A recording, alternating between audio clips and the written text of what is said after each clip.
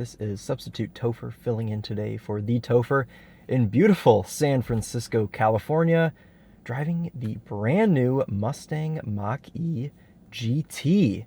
This is a car that we have not yet driven. Of course, we've driven the base Mach-E X, the long-range standard Mach-E, but this is the big dog. This is the GT. Though this is the base GT, there is also a GT Performance, which we'll be driving as well. But let's go ahead and take a look around what this base GT looks like. This particular car is finished in grabber blue, a color that we know and love, that has been on Mustangs for, quite some time now. This GT model sits 10 millimeters lower than the normal Mach-E. We've got a light-up pony in the badge. We've got aero cover, 20-inch wheels wrapped in some 245 width Continental all-season tires that have been developed with Ford specifically for this car.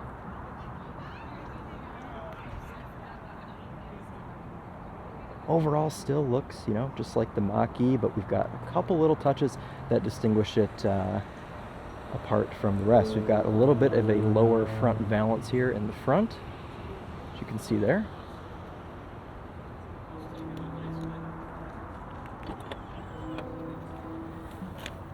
Stepping inside, I'm happy to report that we have quite a bit of Alcantara in here. Got some on the dash here, and the entire seat is Alcantara, which is awesome because I love Alcantara. Got some copper colored stitching on here. Looks like they're waiting for me to take off, so we should probably get going with our drive on this Mach-E GT. Looks like we've got a pretty cool drive through the mountains and on the highway and some other things here in San Francisco. So let's go ahead and do it here.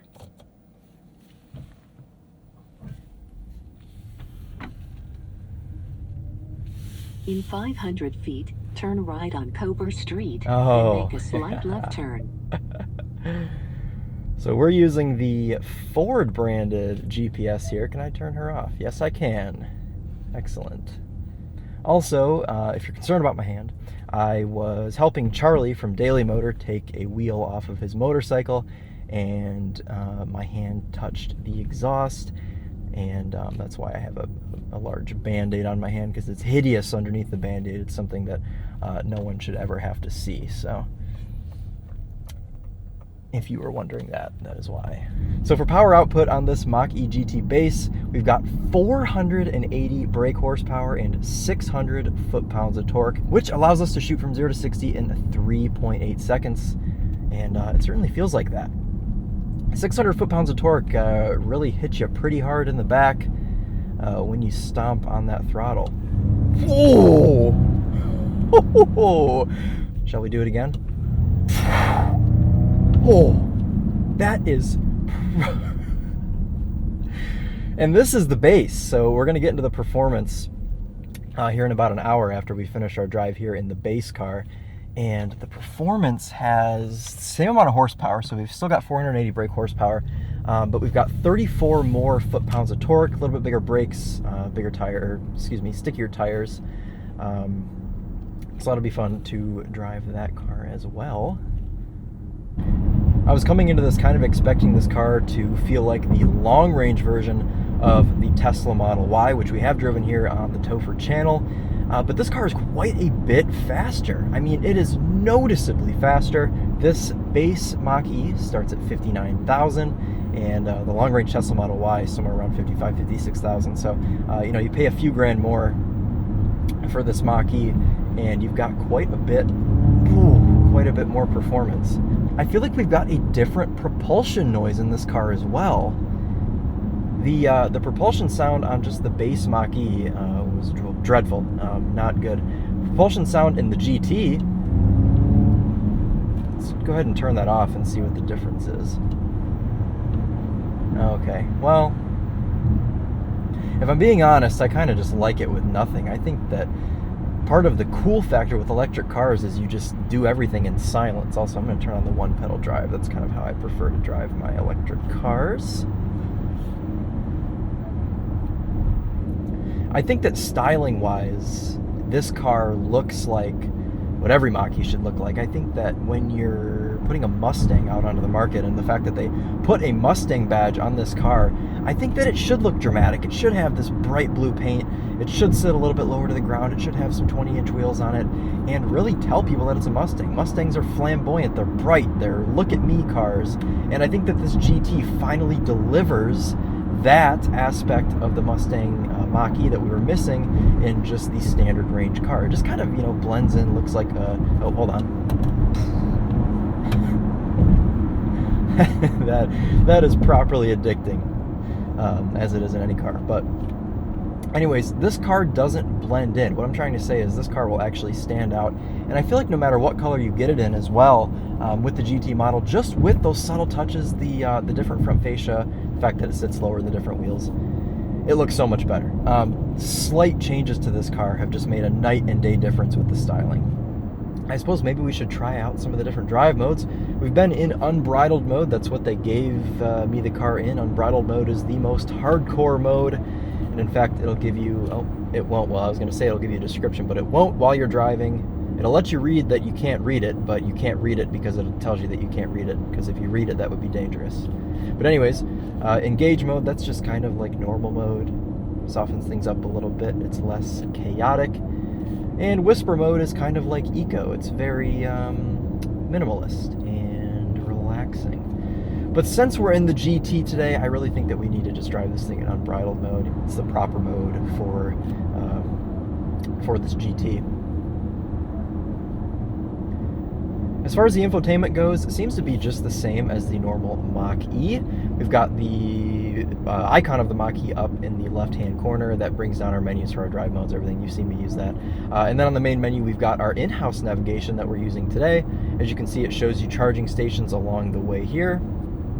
So if you do end up running out of juice, you are able to stop and charge. This GT also comes standard with something called BlueCruise, and that is Ford's rendition of sort of like an autopilot system. We had something similar on the base Mach-E, but it wasn't BlueCruise. We just had, the adaptive cruise control with the lane keep assist. This has full-on BlueCruise, so we're going to go ahead and try this out. The engineers were telling me how to do this, and there's certain spots on this route that I'm able to do it, so hopefully this is one of them. You put your lane keep on, and then you set resume control. Yep, I am. Oh, it's freaking out. It's freaking out. Okay. Okay, so lane keep assist is on. How hard can it be? Okay, so I've got the cruise set on 60 miles per hour. Oh, BlueCruise. Ah! You know it's on BlueCruise because the whole cluster's just turned blue. Okay. Very good. Okay, so the car is now going to drive itself.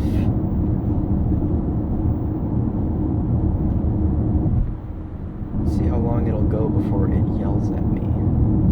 That is the main question here. It's actually handling this very well. I'm not going out of a lane or anything. Oh, there it is. Okay. We'll have to look back in time how long that was. I think that was about 30 seconds actually that it allowed me to go. Ah! Okay, I don't love that.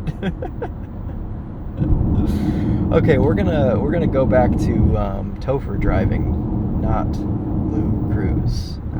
I don't want that anymore. Okay. We still got lane keep assist on, so we'll see how that does just kind of by itself. So as I mentioned earlier, this car is on a 245 all-season Continental tire that was developed in part with Ford just for this car. So that's pretty cool to see. The tires have a little bit of noise. I'm wondering almost if it's the road surface. But we do have a little bit of tire noise going just 60 miles an hour down the 101 here.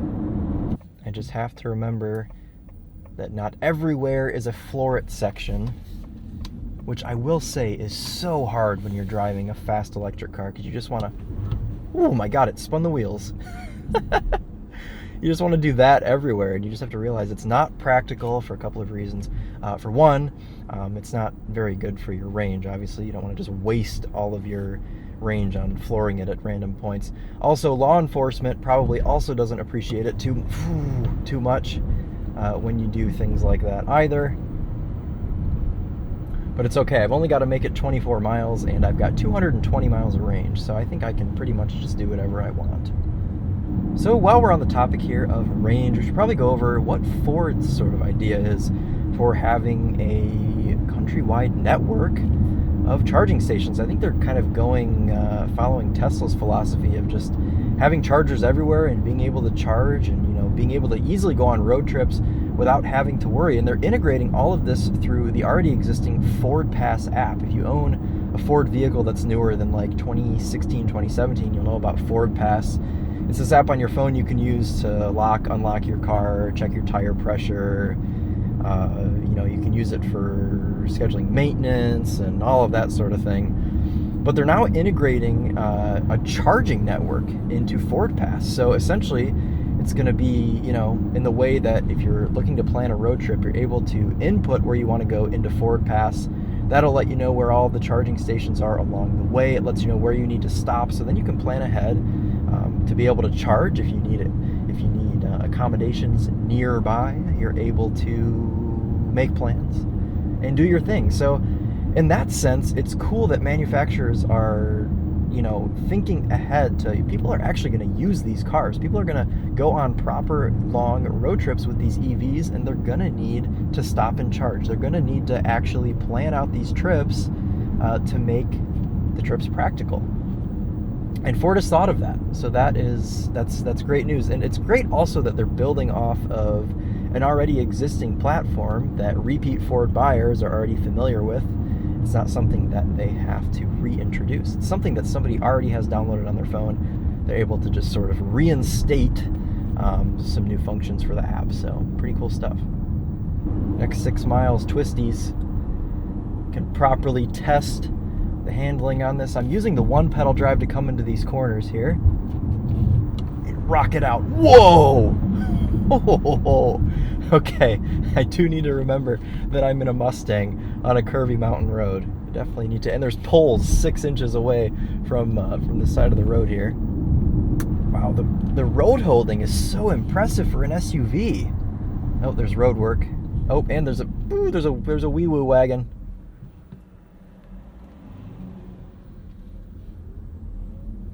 Just edit that out.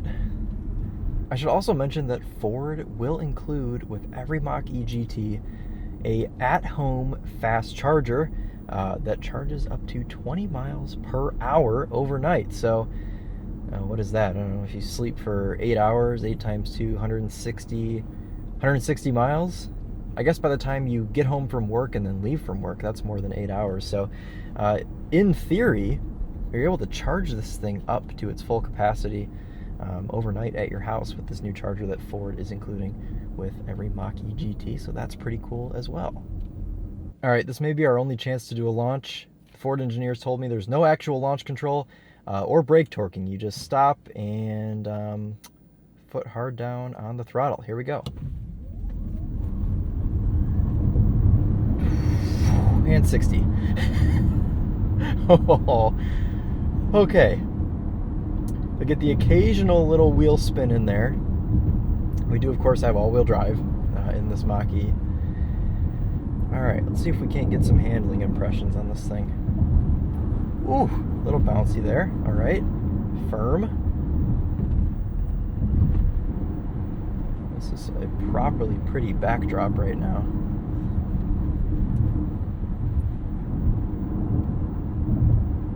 The actual turn in is sharp, but it's not so sharp that you're fighting to keep the thing in the center of the lane. Feels pretty good. For a car this size, it's pretty darn nimble. I would say that there is absolutely a noticeable difference in the handling department from this car to just the standard Mustang Mach-E. And that's great, because this is the GT, so there should be noticeable handling characteristics. Right, turning onto a straight. It mustn't floor it, mustn't floor it, mustn't floor it, mustn't floor it, mustn't floor it. Ooh, man, we've caught traffic. I 100% believe their claim of 0 to 60 in 3.8 seconds, because that, man, I probably would have guessed even faster. It feels properly quick, this thing does. All right, guys, I'm gonna go ahead and wrap this drive up today of the Mach-E GT.